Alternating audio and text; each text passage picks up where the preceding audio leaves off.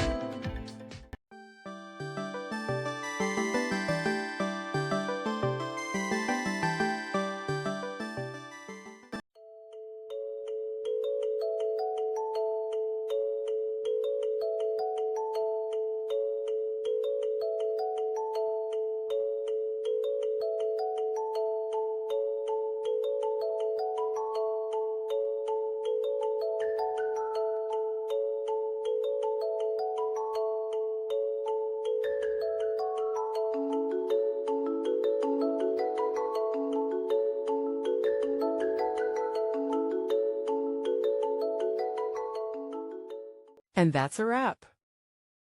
I hope you found the answer you were looking for. If you did, take a second to hit that subscribe button. It really helps out. And let me know in the comments which solution worked best for you. See you next time in the debug zone.